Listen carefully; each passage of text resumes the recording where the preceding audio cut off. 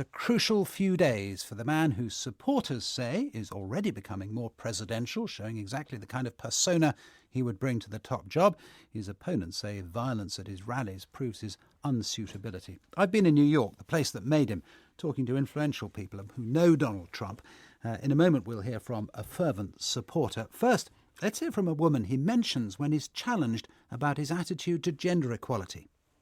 I respect women incredibly. I have had women working for me in positions that they've never worked in terms of so many different jobs.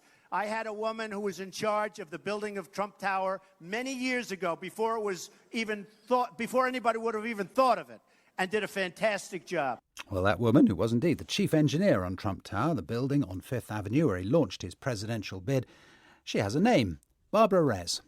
Trump is a smart guy, and he has a theory about women, which he shared with me. He said that in general, men tend to be better than women at what they do, but a good woman is better than 10 good men. That's what he said.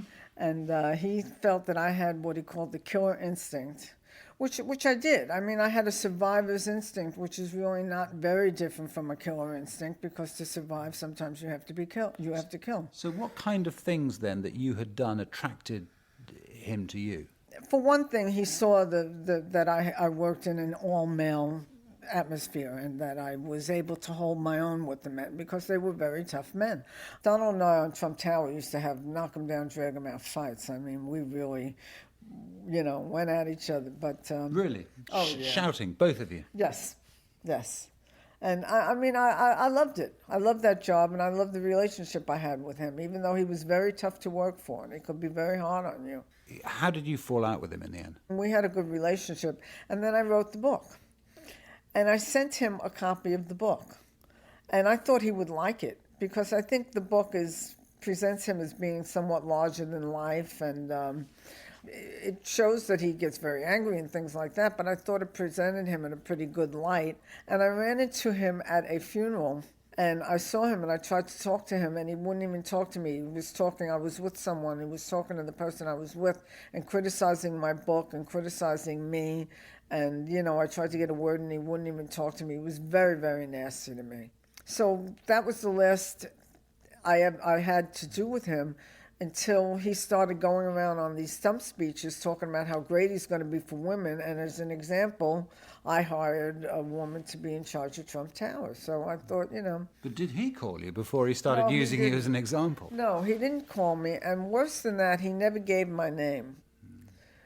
I'm surprised. He should have called me. I don't know why he didn't call me. But I haven't got an axe to grind against him. I'm not in favor of his candidacy. I certainly would not vote for him for president.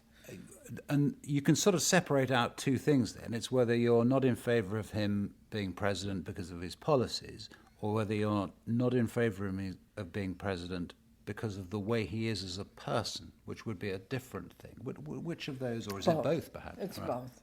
His policies, I think, are aberrant. I mean, this banning Muslims, his opposition to the Affordable Care Act, which I personally think is one of the greatest things that's happened to this country.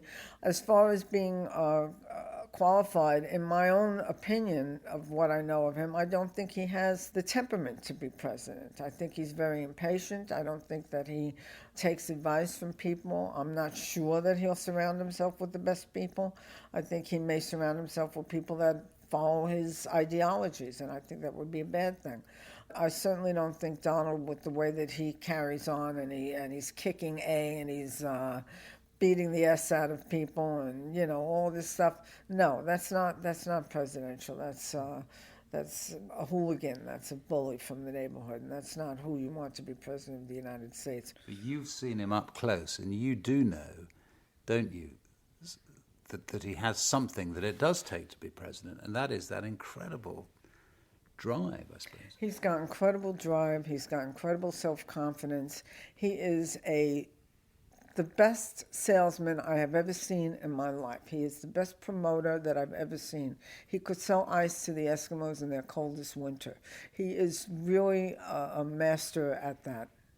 Barbara Rez, former chief engineer working for Donald Trump. She built Trump Tower. One of the things the Trump candidacy done, of course, is tear apart the Republican Party, which some Republicans see as a very good thing. Among them, Carl Palliadino, who's a former party candidate to be the governor of New York. And Mr. Pallidino sees Donald Trump as a breath of fresh air. He's the fighter. He's the guy, okay?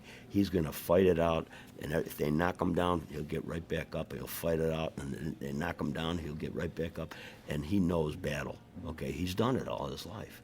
I mean, now you tell me where Cruz or Rubio have been in battle. I mean, where? Tell me this, Carl. You paint him as a representative of people who are living tough lives, certainly not wealthy. I'm a wealthy guy. Okay. And now here's my point, though.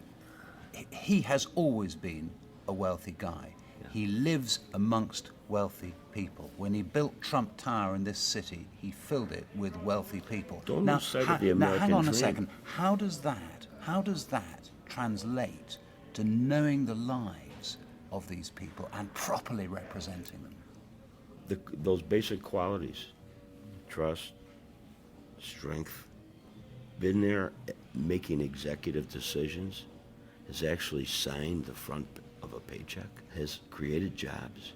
I mean, he's done it. It's real. It's not just some idle talk about some platitude about what you're gonna do. He's done it. He's been there. But he doesn't know what it's like to be poor. No, maybe he doesn't know. I was poor, okay? I came up the hard way. Everything I have, and I'm a multi-millionaire, okay? Everything I have, I work for, and I'm proud of it. I'm proud of what I did. He could feel the middle class, the horror for them. When I was a kid, my father could tell me, okay, Carl, if you do this, this, and this, you're going to have a successful life. Can we do that now? Can an American person tell their kid, can I tell my 16-year-old, Sarah, you do this, this, and this is what life's going to be like?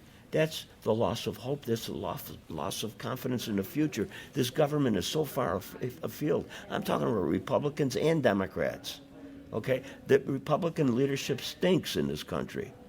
They're all perched asses. It's nonsense. It's got to stop. Does the Republican Party matter anymore? Is it relevant? We need a guy, a leader. This Trump is... He doesn't have to even convince them with any stance on issues, okay? They have confidence in him. He's taking that leadership role of a movement of people that are fed up with the way things have been. And that makes the party pretty irrelevant, really. The Republican Party became irrelevant years ago. Look at putting up Romney. Where do you get this guy? But he was the establishment candidate. And now he's talking about coming back in. He'll get destroyed. Trump will destroy him in 5 minutes.